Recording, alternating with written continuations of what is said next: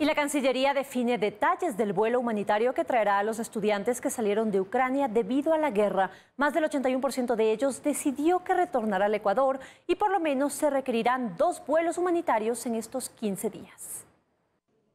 Mientras a diario aparecen más ecuatorianos en Ucrania que aquellos de quienes se tenía registro, la Cancillería y otras instituciones afinan detalles para el retorno. Según el canciller Juan Carlos Holguín, 689 ecuatorianos ya están fuera de Ucrania. En este momento tenemos más de 81% de los estudiantes que ha decidido volver al Ecuador. Es una buena noticia. El permiso para establecerse fuera de la frontera de Ucrania en territorio polaco es solo por 15 días y deben cada uno retornar a sus países. Y 123 de los ya registrados permanecen en ese país en guerra bajo ataque ruso. Muchos de ellos no quieren salir de Ucrania. Estamos tratando casos uno a uno para convencerles en salir y volver. La cifra va subiendo de a poco.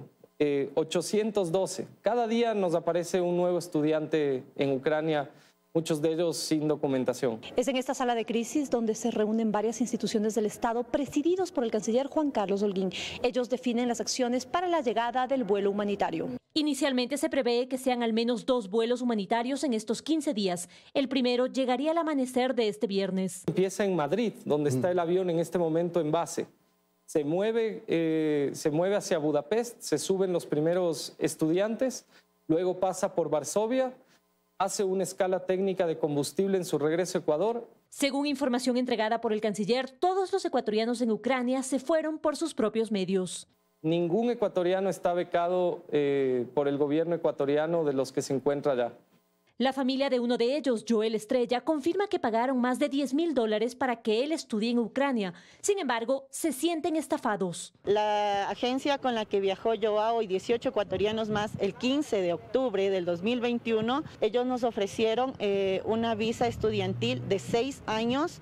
Y oh sorpresa, el día jueves que hubo todos estos conflictos, él me envía la foto del pasaporte y la visa y caímos en cuenta que se caducó el 7 de enero. Que ellos nos ofrecieron domicilios, todo bien adecuados para los jóvenes, pero cuál fue muy diferente. Más o menos un cálculo total no tengo, pero sí se ha invertido entre unos $10.000, $12.000. Ahora solo esperan que él retorne al país. En su caso no está en Polonia, por lo que deberá venir en el vuelo humanitario de México. Mientras tanto, aseguran haber recibido apoyo. Cancillería se comprometió a ayudarnos con el hospedaje. Ya les van a confirmar el hotel donde deben de dirigirse. Esta tarde el canciller actualizará la información y dará más detalles del retorno del primer avión con los ecuatorianos que huyeron de la guerra. En Quito, María Gracia Costa, 24 horas. Hasta $4.40 podría costar el galón de la gasolina súper a partir del próximo 12 de marzo en Ecuador. Tras la invasión rusa a Ucrania, el precio del barril de petróleo se disparó y el WTI, que es el crudo de referencia para el país, superó la barrera de los $110. La invasión rusa a Ucrania, que este jueves cumple una semana, sigue empujando para arriba el precio del barril de petróleo. Las primeras horas de este miércoles, el barril WTI, que es de referencia para Ecuador, alcanzó los $111, un incremento inesperado, según los analistas consultados. Casi se ha duplicado el precio del barril por este conflicto. No va a durar mucho tiempo el precio alto del petróleo, por la sencilla razón de que va a afectar a todo el mundo. Según el presupuesto de Ecuador, el gobierno esperaba recibir $59 por cada barril de crudo que venda, pero en las actuales circunstancias recibe más de $40 de excedente. ¿Eso es bueno para las finanzas del país entonces? La respuesta es sí y no. Ecuador recibe más dinero por el petróleo, pero debe destinar más dinero para subsidiar los combustibles. El diésel también importamos naftas, se incrementa, el gas también se incrementa. En 2021 presupuestó $1.500 millones y este 2022 podría ser el doble, es decir, $3.000 millones. ¿Qué tiene que el Estado comprar la gasolina? Eso debe ser un negocio privado. El subsidio se mantiene al diésel, la extra y el gas de uso doméstico. El caso de la gasolina súper es diferente. Su valor fue liberado hace 2 años y el 12 de cada mes el precio se actualiza en todas las gasolineras del país. Entonces, bajo este contexto, ¿a cuánto podría llegar el galón de gasolina súper a partir del próximo sábado 12 de marzo? unos 4.20, 4.40 nos va a costar la gasolina súper, que es la no subsidiada. Una gasolina que aumenta su precio mes a mes, no así su calidad. Solamente la gasolina, es el diésel, el que también tenemos bajo especificaciones, pero ya no solo son tercermundistas. Interesante si nosotros hubiéramos logrado que nuestras refinerías produzcan los productos que consumimos aquí. Se invirtió tanto dinero antes y ahora vemos que no nos sirvió para nada. En enero, Ecuador recibió al menos $100 millones por el excedente petrolero. Joana Ramos, 24 horas. Hay preocupación en el sector exportador, pues el conflicto entre Rusia y Ucrania podría frenar millonarias ventas. Representantes del sector bananero y camaronero adelantan impactos en la exportación de sus productos. No hablan aún de pérdidas, sino más bien de complicaciones. Casi una semana después de iniciado el conflicto entre Ucrania y Rusia, se han registrado varios inconvenientes para las exportaciones del país. José Antonio Hidalgo es el director ejecutivo de la Asociación de Exportadores de Banano del Ecuador. Uno de los primeros efectos es con Ucrania. Ucrania para nosotros representa el 2.5% de nuestra exportación, 9.6 millones de cajas. Y ya la carga que estaba en camino hacia el puerto de Odesa tuvo que ser desviada hacia el Mediterráneo o hacia el Medio Oriente. Para hacernos una idea, el 22% de las exportaciones de banano ecuatoriano van a Rusia. Ahí el 98% del banano que se consume proviene de nuestro país. En Rusia, una de las mayores afectaciones para nosotros es la devaluación del rublo. Eso reduce el poder adquisitivo de los rusos y también lo que se viene a partir de las sanciones financieras. Los exportadores de camarón afrontan un panorama similar. El golpe económico podría sentirse con fuerza en las próximas semanas. Así lo advierte José Antonio Camposano de la Cámara Nacional de Acuacultura. Más bien es un lucro cesante, porque el sector camaronero exporta más o menos $12 millones mensuales a Rusia. ¿Qué va a suceder con los entes financieros que hoy ya no pueden realizar pagos a través del sistema SWIFT? En este sector se suma un problema, y es que parte fundamental de la materia prima que se usa para el cultivo de camarones proviene de Ucrania y Rusia, países en conflicto. Son los dos grandes proveedores de trigo que junto con la soya equivalen casi al 50% de la fórmula de alimento balanceado que se utiliza para alimentar al camarón que se produce en el Ecuador. En 2021 las exportaciones a Ucrania de banano y camarón sumaron $97 millones, mientras que a Rusia el envío de ambos productos sumó $841 millones. A estos países además Ecuador exporta productos como flores, pesca, café, así como conservas de frutas y hortalizas. El impacto de la guerra, aseguran, se irá midiendo día a día. En Guayaquil, Carlos Acoto, 24 horas. Revisamos otros temas. Guadalupe Llori insiste en que la nueva mayoría busca el control de la Asamblea Nacional y de la designación de varias autoridades, por lo que dijo no tener miedo. Desde el otro sector hacen un llamado a autoconvocarse para sesionar y así dar paso a la evaluación del CAL. Se les cayó el carnavalazo. La presidenta de la Asamblea Nacional dice que no tiene miedo a los bloques legislativos que intentan evaluarla. Hoy la historia se repite con la misma estrategia de sembrar la confusión y el caos en la Asamblea Nacional. Se busca controlarla para imponer un Consejo de Participación Ciudadana que nombre contralor, procurador, fiscal, autoridades electorales. Es esa la razón que se oculta detrás de todos los acontecimientos. Algo que rechazan desde UNES y el PSC, que insisten en que hay una mala conducción del Parlamento, y que muestra de aquello fue la atropellada sesión del jueves anterior. Es evidente que el incumplimiento no se lo puede ocultar. Y además sostienen que van a investigar quién dio la orden de apagar las luces y el audio en el hemiciclo legislativo, pues sostienen que no son funcionarios de la Asamblea. Mientras tanto, desde Pachacutic sostienen que no harán el juego a estos bloques y que lo que buscan son correctivos por parte de Llori. La decisión de seguir con la compañera Guadalupe Llori está tomada. Somos compañeros. darle la mano, pero y con la otra mano también pidiendo correctivos. La última vez que intentó sesionar el Pleno fue el sábado a las 22 horas, cuando la mayoría legislativa no se presentó, incluidos los autodenominados rebeldes de Pachacutic, y por esa razón ahora amenazan con una autoconvocatoria, pues esta semana no está prevista hasta el momento una sesión plenaria. A que nos autoconvoquemos, ya que la presidenta teme convocar. No veo eso viable, les soy honesto, para esta semana, pero si la próxima semana se decide no tener plenos, evidentemente habrá que considerar esta figura. Y es que van a insistir con la evaluación de los miembros del CAL. Saquicela ya anunció cómo votará, mientras desde su bloque independiente hay algunas condiciones. Al estar involucrado aquí ahora, yo votaré abstención, porque no puedo anticiparme a la situación. La evaluación podemos nosotros enfrentarlo en cualquier escenario y en cualquier momento. Eso sí, le recomiendan a Yori que llame urgentemente al diálogo a los bloques legislativos. En Quito, Andrea Samaniego, 24 horas. Estamos de regreso con más información. Operaciones controladas por agentes del FBI habrían permitido destapar la corrupción que operaba desde la Presidencia de la República, Contraloría y Petroecuador, en el que más tarde se conoció como el caso Las Torres. La evidencia que consta en el expediente del caso Las Torres podría ser demoledora, al menos para los principales procesados por supuesta delincuencia organizada. Hablamos del grupo de exfuncionarios de Contraloría, Petroecuador y la Presidencia de la República que se involucraron en la trama exigiendo dinero a la empresa No Limit. No obstante, en 2019 el FBI lo registró todo. La empresa colaboró. Todo esto forma parte de la asistencia penal internacional de Estados Unidos. No Limit había caído en una dinámica que la sabemos frecuente en el sector público en Ecuador. José Luis de la Paz, accionista de la empresa, reveló en su testimonio que ya en 2017 Esteban Celi, hermano del Contralor General del Estado, le ofrecía solución a los problemas. Contraloría le seguía y cuenta que...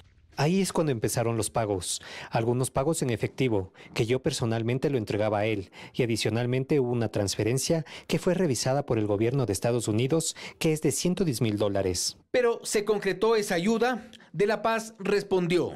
Al final del día se desvaneció el informe con indicios de responsabilidad penal y después de unos meses también se desvanecieron las glosas. La historia dio un giro en abril del 2019. Investigados por estos pagos en Estados Unidos, los empresarios optaron por denunciar. Los directivos de No Limit aceptaron una reunión convocada por Petroecuador. La extorsión quedó grabada en un departamento de propiedad de Pablo Flores, en este edificio en Quito. La reunión fue con el señor Roberto Barrera y con el señor José Raúl de la Torre. José Raúl de la Torre era asesor de la Gerencia General de Petroecuador, de la administración de Pablo Flores, y el señor Roberto Barrera nos detalló y nos explicó que él era muy amigo y muy relacionado con el señor Flores. Es más, en ese audio se escucha claramente que ellos piden a nombre de Pablo Flores, que recién acababa de irse de la oficina de ellos y que pedían a nombre de Pablo Flores. Para generar el pago pedían el 20% de una factura y los directivos de No Limit decidieron entregar esta grabación a la justicia norteamericana. En esa reunión, el funcionario que me acompañó de No Limit grabó la misma y en esa reunión nos exigieron el pago del 20% de una factura que nos adeudaban y el 15% por reactivar un contrato que estaba suspendido sin razón desde el año 2016. Y una tercera grabación también que se entregó a las autoridades de aquí en Ecuador, donde se solicitaba básicamente lo mismo, dinero. De aquí en adelante y durante 3 meses, las reuniones para concretar los sobornos, pagos en efectivo y compras de lujo fueron parte de una operación controlada por los agentes del FBI. No todas las reuniones se dieron en Estados Unidos. Raúl de la Torre, asesor de Pablo Flores, gerente de Petroecuador, pidió $30,000 en efectivo. Hubo una primera entrega de dinero controlada. Al señor de la Torre, autorizado por las autoridades americanas, en estas reuniones ellos daban detalles de la cantidad de dinero que requerían, a dónde tenía que ser entregado el dinero, en qué cuentas, etc. De la Torre también pidió que el gerente de No Limit le compre algunas cosas de lujo. El tour de compras en Miami fue monitoreado por los agentes estadounidenses. ¿Qué reloj le compró? Un Rolex, sí. Ropa normal, ropa y artículos de Mac, alrededor de unos 20, 25 mil dólares. Yo entregué todos los vouchers y todas las autoridades americanas y me devolvieron. La operación habría recogido evidencia suficiente para confirmar el origen de las exigencias y los beneficiarios de los sobornos. Incluso los mensajes de texto involucran a exfuncionarios de Petroecuador, al excontralor Pablo Celi y al personal de la Secretaría de la Presidencia de la República durante el mandato de Lenín Moreno. En este documento, por ejemplo, el exgerente de Petroecuador, Pablo Flores, le pregunta a Raúl de la Torre sobre los exámenes de Contraloría de No Limit. Desde Petroecuador había un seguimiento pormenorizado a esta empresa y a sus directivos que, según las grabaciones, debían pagar. Y en la segunda grabación, a mí me llaman y me solicitan que cumpla los acuerdos del señor de la Torre, porque si no se metía en grave problema, y se me amenazó. Que si no cumplía, tanto el señor de la Torre como yo íbamos a, en nuestro caso como compañía, íbamos a sufrir retaliaciones importantes. Cabe recordar que Raúl de la Torre y el directivo de No Limit, José Luis de la Paz, fueron juzgados en Estados Unidos. En Ecuador se procesa a quienes aparecen en la trama de corrupción montada por las autoridades estatales y registrada por el FBI. Fausto Yepes, 24 horas. Revisamos otros temas. 1,9 millones de ecuatorianos se movilizaron a distintos puntos del país durante Carnaval. Nos trasladamos hasta los exteriores del ECU 911 con Daniela Valencia para que nos dé más detalles. Daniela, muy buenas tardes. Cuéntanos, por favor, si se cumplieron las proyecciones de las autoridades. Buenas tardes, compañeras en estudio, amigos televidentes. Pues sí, efectivamente, este feriado de Carnaval superó las expectativas de las autoridades, pues cerca de 2 millones de ecuatorianos se desplazaron a distintos puntos del país. La proyección que tenía el Ministerio de Turismo era un desplazamiento de 1,2 millones de personas y un gasto promedio de 70 millones de dólares. Durante estos 4 días se desplazaron por los terminales terrestres 614.287 personas y además hubo una disminución del 21% en emergencias en comparación del Carnaval del año anterior. Nosotros les hemos preparado un reportaje al respecto. Veamos.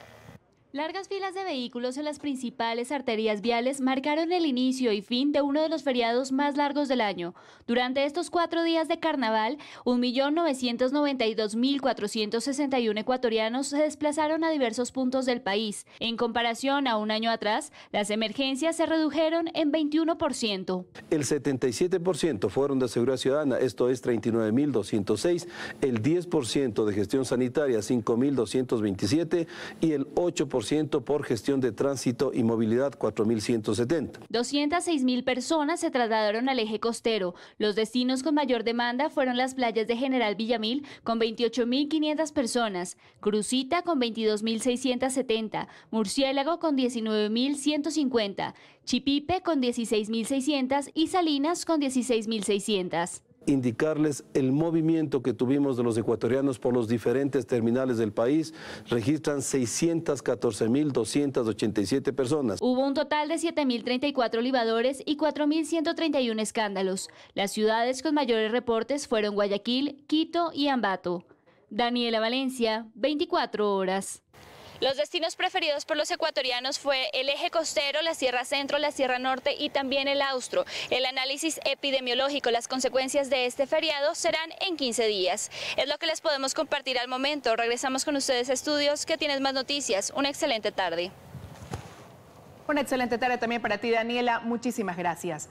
Y el feriado de Carnaval superó las expectativas del sector turístico, que recaudó cerca de 50 millones de dólares en todo el país. El contacto es con Luisa María Heredia, quien está en la terminal terrestre de Guayaquil, para darnos más detalles. Hola Luisa, adelante.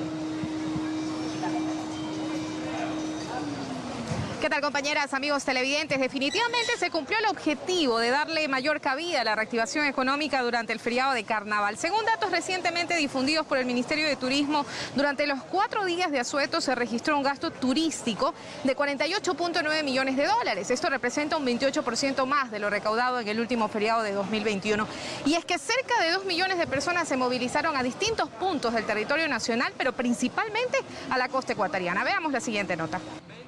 Fue en términos generales el mejor feriado de los últimos 2 años. Y es que la gran mayoría de ciudadanos eligió un destino para pasar todos o por lo menos algunos de los 4 días de descanso. Las predilectas, como siempre, fueron las playas del litoral ecuatoriano. Así, en carnaval, por todas las localidades del perfil costanero ecuatoriano, unas 186.439 personas se movilizaron. Una importante cantidad se quedó en la provincia de Santa Elena, donde el gremio hotelero cerró el feriado con un 90% de ocupación. En Salinas, prácticamente al 100% se llegó. Fue ese uno de los balnearios que más visitas diarias registró, unas 16.600, al igual que Chipipe, según el Comité de Operaciones de Emergencia Nacional. El feriado realmente hubo muy buena acogida, más que todo para el sector, contento con los números, con los resultados. La Cámara de Turismo de Santa Elena había proyectado para el feriado una recaudación de 15 millones de dólares que se cree que incluso se sobrepasó. Pues en otras zonas de la provincia como San Lorenzo, Montañita, Yangue y Olón, también hubo un alto flujo de viajeros. Que es Vallenita, en el área gastronómica está San Pablo, el corredor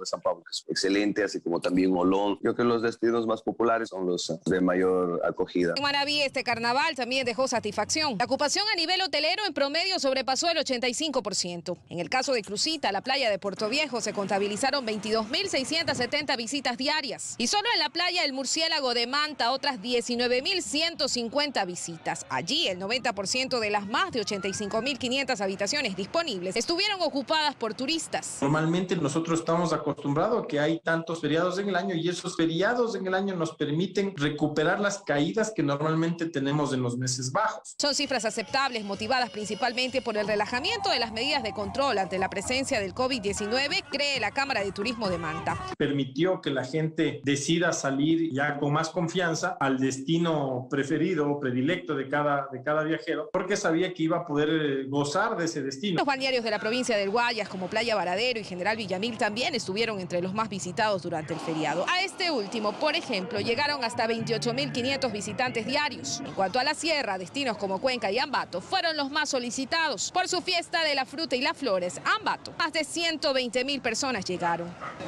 Solo desde el terminal terrestre de Guayaquil, de hecho, entre el viernes 25 de febrero y el martes 1 de marzo se movilizaron más de 232.000 personas y se había estimado que serían unos 190.000 viajeros. Es decir, este carnaval superó todas las expectativas. Es lo que puedo comentarles a esta hora. Continúan ustedes en estudios con más noticias. Muy buenas tardes. Muy buenas tardes, Luisa María. Muchísimas gracias por la información. Y también durante este feriado se reportaron más de 2.500 incivilidades en la ciudad de Guayaquil. Asimismo, en playas como Salinas y Montañita se evidenciaron aglomeraciones. Valery Villalba está en el Hospital Bicentenario con más detalles. Valery, hola, muy buenas tardes. Sí, ¿qué tal, compañeras? Muy buenas tardes. Así es, se ve un antes y un posible después de este feriado, y es que hasta la semana anterior se hablaba de una notable disminución o una clara tendencia a la baja en cuanto a los casos de COVID-19 en la ciudad de Guayaquil, tanto así a una reducción del doble. O una reducción a más de la mitad, más bien, del número de casos, y por supuesto también la desocupación de camas, tanto en unidades de cuidados intensivos y hospitalizaciones. Sin embargo, en vista de estas incivilidades, aglomeraciones que se registraron sobre todo en la zona costera, en las playas de nuestro país, podría desencadenar, según los expertos, a un posible aumento de contagios para las próximas semanas. A continuación, el reportaje. El primer feriado sin restricciones a nivel nacional, el feriado de carnaval, que dio paso a la reactivación económica, pero también a grupos de personas de esta manera, en aglomeraciones, fiestas, sin ningún tipo de control ni distancia. Estos hechos se dieron en su mayoría en Salinas y Montañita, las playas más frecuentadas en estos 4 días, pero también se evidenció en Guayaquil. Según el ECU 911, en la provincia de Santa Elena se reportaron 218 incivilidades, mientras que en Guayaquil se reportaron 2.683, un 36.32% menos que el año anterior, pero que no dejan de ser cifras importantes. El hecho de que ya no existan tantas restricciones, se disminuye el número de alertas que nosotros recibimos, ¿no? Y es que hasta el viernes previo al feriado de carnaval se tenía una clara tendencia a la baja con respecto al comportamiento del COVID-19. En Guayaquil, los casos nuevos disminuyeron de 230 diarios a 100. La ocupación de camas de igual forma disminuyó tanto en hospitalización como en cuidados intensivos. Y la cifra de fallecimientos de 4 diarios bajó a una persona que moría a causa de la enfermedad. De aquí que los próximos 15 días serán cruciales para determinar las reales repercusiones que dejó este feriado de carnaval. Ahora marcamos un descenso bastante pronunciado que nos dice o nos diría de que sin existir factores de riesgo, la tendencia sería una estabilidad a la baja. Lamentablemente nos enfrentamos a un factor de riesgo que acaba de pasar que puede cambiar totalmente el panorama. Lo que se pide luego de ver esas imágenes es al autocuidado, mantener la mascarilla puesta en todo momento y evitar seguir frecuentando lugares de concentración masiva para de esta forma evitar una exposición mayor.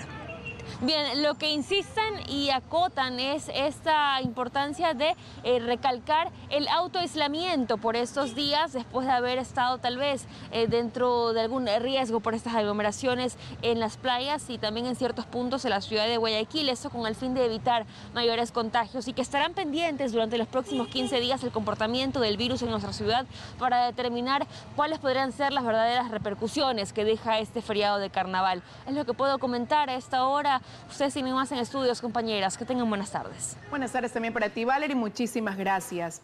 12.1 millones de dólares es el presupuesto asignado para atender la salud de los privados de libertad. Es el eje en el que más se invertirá y que deberá ser una prioridad durante este año.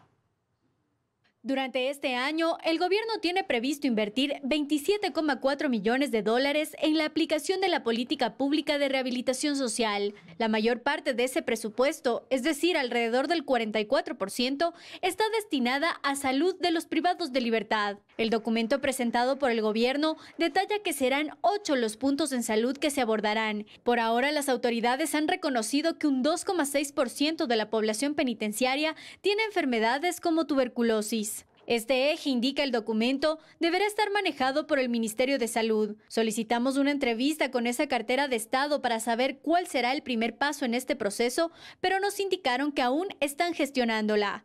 Lo mismo nos respondieron del Servicio Nacional de Atención Integral a Personas Privadas de Libertad, SNAI. Pese a este catálogo de buenas intenciones, en la actualidad no se han dado realmente salidas, ni siquiera jurídicas, ni a nivel de reforma, peor a nivel práctico, ¿no? Justamente en estos días, pese a que ya existen como esta exposición amplia a la política, todavía siguen muchísimos problemas en las prisiones alrededor del tema de salud. Claudia Garzón, miembro de la Comisión de Pacificación, señala que después de 2 meses y medio de trabajo al interior de las cárceles, efectivamente se han encontrado temas prioritarios que deben ser atendidos de forma urgente. Salud, en este caso temas de comida, en este caso temas de visitas, temas de resocialización como talleres, temas de estudio. Garzón sostiene que la comisión ha evidenciado que la pacificación no está ligada únicamente al desarme, sino que tiene otras aristas aún más importantes. Si tú dignificas, las violencias se reducen ampliamente. La pacificación la entendemos como aquella persona que tenía beneficios penitenciarios hace mucho tiempo y estaba allí, privada de la libertad. La Comisión de Pacificación se reunirá de forma presencial el próximo 9 y 10 de marzo en la ciudad de Guayaquil, para allí anunciar resultados y próximas acciones. En Quito, Belén Merizalde, 24 horas. Vamos ahora hasta la Escuela Superior de Policía, donde se lleva a cabo la ceremonia oficial de cambio de mando. Ahí se encuentra Freddy Paredes, quien nos tiene los detalles. Freddy, muy buenas tardes. Adelante, por favor. Hola María Gracia, amigos televidentes, muy buenas tardes. En efecto, a esta hora está concluyendo ya la ceremonia en la Escuela Superior de Policía General Alberto Rodríguez Gallo. Se trata del aniversario número 84 de profesionalización de la Policía Nacional y 176 de vida institucional. En este marco se ha producido el relevo de mando oficial que deja la comandante general Tania Varela y asume el comandante general Carlos Cabrera. La ceremonia está presidida por el jefe de Estado, Guillermo Lasso. Le acompaña el vicepresidente de la República y la ministra de Gobierno.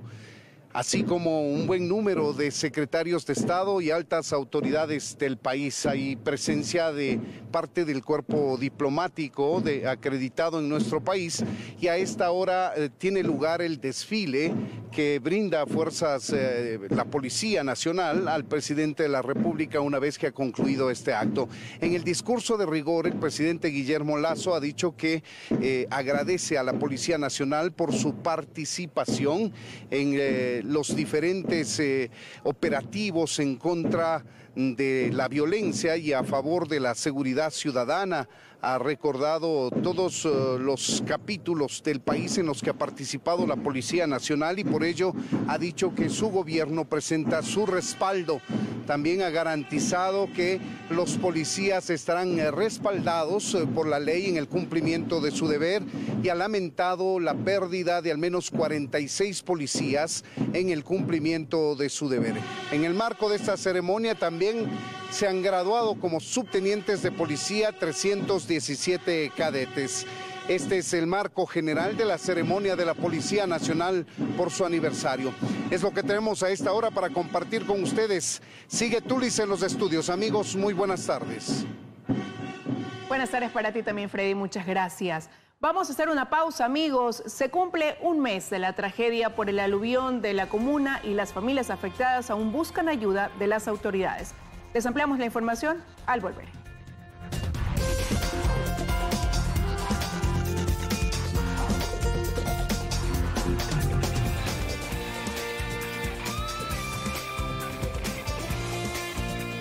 Continuamos con más noticias. Un incendio provocado en una clínica de rehabilitación clandestina en Guayaquil dejó como saldo 7 internos muertos y 5 heridos. Paul Tutibén está en el laboratorio de criminalística y nos cuenta más. Paul, muy buenas tardes. Adelante, por favor. Gracias, buenas tardes. Durante la mañana de hoy, acá a la morgue de la Policía Judicial han acudido los familiares y conocidos de los internos que lamentablemente fallecieron la tarde de ayer en este incendio provocado en la clínica clandestina. Las autoridades han indicado que de los 7 internos, solo 5 han podido ser identificados, los otros 2 no, porque están sus cuerpos calcinados. Veamos la siguiente nota. El humo espeso salía por las ventanas y puertas de la supuesta clínica de rehabilitación de 2 pisos, ubicada en la 17 y la Q, suburbio de Guayaquil. Internos habían quemado colchones con la intención de escapar del lugar, pero quedaron atrapados porque las puertas estaban con candados. Esta es la segunda vez. La vez pasada el barrio también apagó el incendio.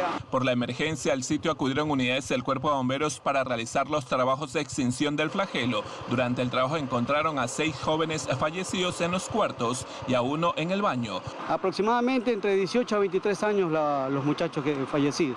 Las puertas estaban totalmente cerradas, las cuales tuvimos que aperturarlas con nuestro personal. En este siniestro provocado también hubo varios heridos que fueron trasladados a diferentes casas de salud. Los propietarios de este centro de adicciones, que hay información que les dejan encerrado, con seguridades en todas las puertas. Pero estas personas querían salir, querían llamar la atención y prenden fuego. El mal llamado Centro de Rehabilitación fue clausurado por la ACES, entidad encargada de vigilar y controlar los servicios que ofertan los prestadores de salud. Indicó que el sitio no cuenta con permiso de funcionamiento, atendía en la clandestinidad. Este sería el segundo incendio provocado en el centro conocido como Súmate a la Vida. La persona encargada de las llaves también resultó herida. El chico que tenía las llaves era un ex interno. La mañana de este miércoles acudieron familiares de los internos fallecidos a la morgue a identificar los cuerpos. 4 de ellos presentan quemaduras de 3er grado. Que no es justo de que haya pasado, que se haya incendiado y nadie haya hecho nada. Ahora las autoridades policiales buscan a los representantes del supuesto centro de rehabilitación para iniciarles un proceso judicial por el delito de homicidio culposo.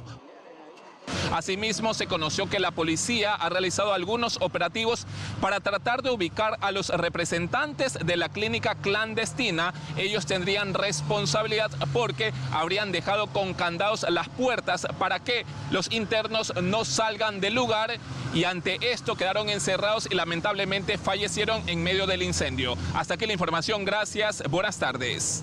Gracias, Paul. Buenas tardes para ti también. Y el Cabildo Municipal fue el escenario para brindar el último adiós al alcalde de Loja, Jorge Bailón Abad. mientras que el Consejo Cantonal declaró luto institucional durante 3 días.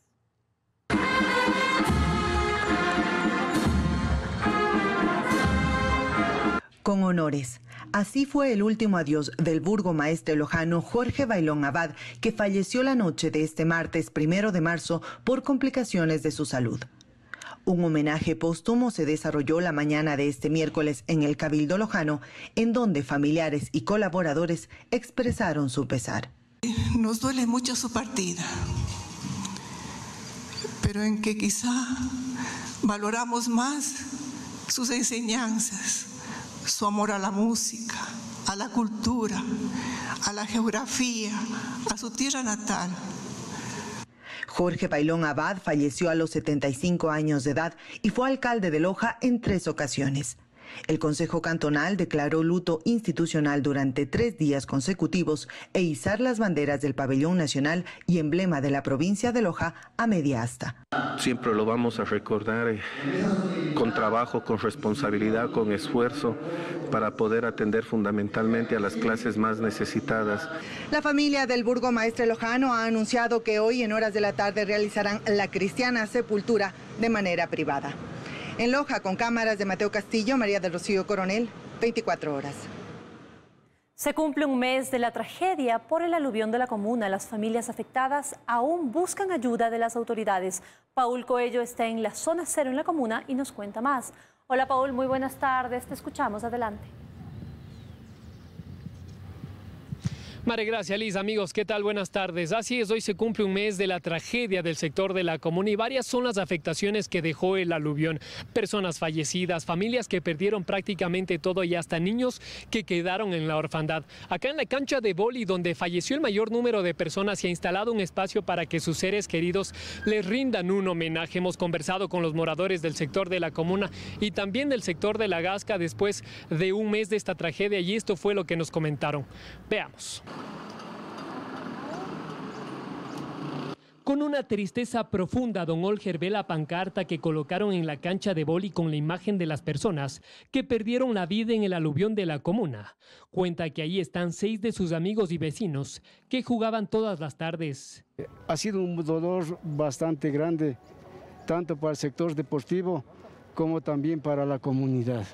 Nunca esperábamos esta situación. En la pancarta también está la imagen de uno de los familiares de doña Beatriz, quien cuenta que la tragedia dejó también gravemente heridos a otros de sus seres queridos.